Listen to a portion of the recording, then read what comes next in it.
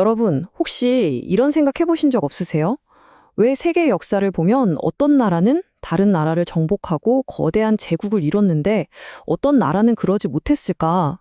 오늘 이 거대한 질문, 왜 대륙마다 역사의 흐름이 이렇게나 달랐는지 제레드 다이아몬드의 엄청난 책이죠. 총, 균, 쇠의 핵심을 5분 만에 파헤쳐 보겠습니다.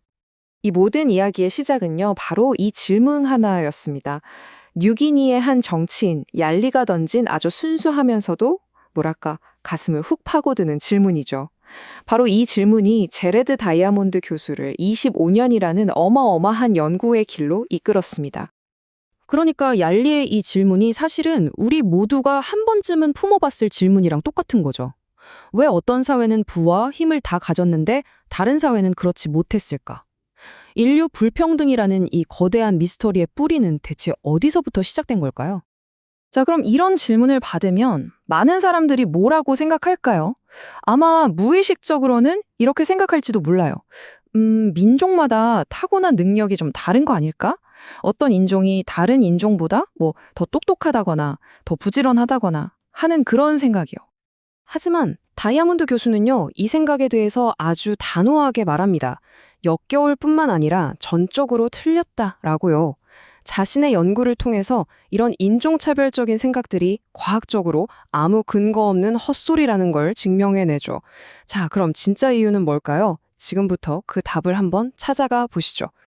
다이아몬드의 설명은요, 마치 양파 껍질을 하나씩 벗겨내는 것 같아요. 가장 바깥 껍질부터 한번 볼까요? 바로 유럽인들이 다른 문명을 정복할 때 썼던 직접적인 무기들이죠.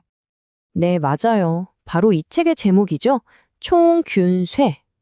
발전된 무기인 총, 그리고 더 단단한 도구와 갑옷을 만들어낸 쇠. 마지막으로 눈에 보이지 않아서 더 무서웠던 무기, 균. 이 세 가지가 바로 유라시아 대륙에 엄청난 힘을 실어준 직접적인 도구들이었습니다. 근데 여기서 진짜 주목해야 할 게 있어요. 바로 균의 힘입니다. 이 보이지 않는 무기요. 이거 보세요. 유라시아에서 아메리카로 건너간 병들은 원주민의 95%를 죽게 만들었어요. 95%요. 그런데 반대로 아메리카에서 유라시아로 간 건 거의 아무 영향도 없었죠. 사실상 총이나 칼보다 훨씬 더 치명적인 무기는 바로 이 세균이었던 겁니다. 자, 그럼 당연히 이런 질문이 생기죠. 아니, 애초에 왜 유라시아 사람들만 이렇게 강력한 무기들을 다 갖고 있었던 걸까요? 다른 대륙 사람들은 왜 못 가졌죠? 바로 이 질문에서부터 다이아몬드 분석의 진짜 핵심으로 들어가게 됩니다. 자, 이제 양파의 다음 껍질을 벗겨볼 시간입니다. 그 깊은 곳에는 바로 농업이 있었어요. 인류가 사냥하고 열매를 따는 생활을 그만두고 땅에 씨앗을 심기 시작한 바로 그 순간, 이게 역사의 흐름을 완전히 바꿔버린 결정적인 장면이었습니다. 생각해보세요. 농사를 지으니까 처음으로 먹을 게 남아돌기 시작한 거예요. 잉여 식량이 생긴 거죠. 그러니까 이제는 모두가 다 밭에 나가서 일할 필요가 없어진 거예요. 그 남는 인력과 시간으로 뭘 했을까요? 군인도 생기고 나라를 다스리는 관료도 생기고 새로운 기술을 만드는 발명가나 장인 같은 전문가들이 등장한 겁니다. 바로 이 사람들이 총과 쇠를 발전시키고 거대한 사회를 만들어낸 거죠. 그리고 농업의 효율을 진짜 폭발적으로 높여준 게 또 하나 있는데 그게 바로 가축입니다. 근데 신기하지 않아요?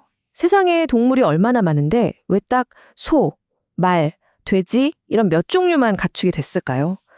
다이아몬드는 이걸 설명하려고 소설 안나 카레니나의 유명한 찬문장을 가져옵니다. 행복한 가정이 되려면 여러 조건이 다 맞아야 하지만 불행해지는 건 이유가 하나만 있어도 충분하다는 거죠. 가축화도 똑같다는 거예요. 수많은 조건을 모두 만족시켜야만 성공할 수 있다는 겁니다. 그리고 이 그래프를 보시면 그냥 한눈에 딱 들어오죠. 가축으로 키울 만한 동물 후보들이 그냥 유라시아에 몰려 있었던 거예요. 압도적으로요. 이게 유라시아에 엄청난 이점을 줬습니다. 그리고 정말 중요한 건 이 동물들이랑 수천 년을 부대끼며 살면서 온갖 병을 다 겪었잖아요.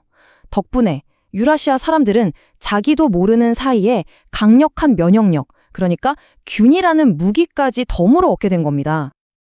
자, 이제 드디어 양파의 가장 중심, 그 핵심에 도착했습니다. 그럼 도대체 왜 유라시아만 농업이랑 가축화에 그렇게 유리했을까요? 다이아몬드가 내놓는 최종 답변은 바로 지리입니다. 자, 지도를 한번 떠올려 보세요. 유라시아 대륙은 동서로 길쭉하죠? 같은 위도대를 따라서 쭉 뻗어 있으니까 기후가 비슷해요. 그래서 메소포타미아에서 시작된 농업 기술이 유럽이랑 중국까지 진짜 쉽게 쫙 퍼져나간 거예요. 근데 아메리카나 아프리카는 어때요? 남북으로 길잖아요. 조금만 내려가도 기후가 확 바뀌어버리니까 멕시코 옥수수가 안데스 산맥에서 자라는 건 거의 불가능했던 거죠. 이 단순한 모양의 차이가 문명의 확산 속도를 완전히 갈라놓은 겁니다. 결론은 이겁니다. 어떤 민족이 더 잘나서가 아니었어요. 그냥 순전히 그들이 우연히 어떤 땅에서 시작했느냐, 바로 이 지리적 운 때문이었다는 거죠. 이게 바로 다이아몬드가 내놓은 어찌 보면 좀 충격적인 결론입니다. 네, 여기서 또 재미있는 질문이 하나 생겨요. 오케이, 유라시아가 유리했다는 건 알겠어요. 근데 그 넓은 유라시아에서도 왜 하필이면 유럽이었을까요? 그 당시 기술력은 중국이 세계 최고였는데 말이죠. 다이아몬드는 이것도 지리에서 답을 찾습니다. 중국을 한번 보세요. 지형이 탁 트여 있어서 아주 일찌감치 하나의 거대한 제국으로 통일돼 버렸어요. 만성적 통일 상태였죠. 반면에 유럽은요, 산맥, 강, 복잡한 해안선 때문에 막 잘게 쪼개져 있잖아요. 그래서 수십 개 나라가 맨날 서로 싸우고 경쟁하는 만성적 분열 상태였던 거죠. 이게 단기적으로는 중국이 훨씬 안정적이고 강해 보이지만 길게 놓고 보면 유럽의 이 끝없는 경쟁이 오히려 혁신을 계속하게 만든 힘이 된 겁니다. 콜럼버스 이야기가 이걸 정말 잘 보여줘요. 처음에 포르투갈 왕한테 갔다가 안 돼 소리 들었죠. 다른 귀족들한테도 다 퇴짜 맞았어요. 만약에 유럽이 중국처럼 황제 한 명이 노 하면 끝인 나라였다면 콜럼버스는 그냥 거기서 끝이었을 거예요. 하지만 유럽은 쪼개져 있으니까 에이, 옆 나라로 가보자 하고 스페인으로 가서 결국 투자를 받아낸 거죠. 자, 이제 이 거대한 이야기의 마지막 부분입니다.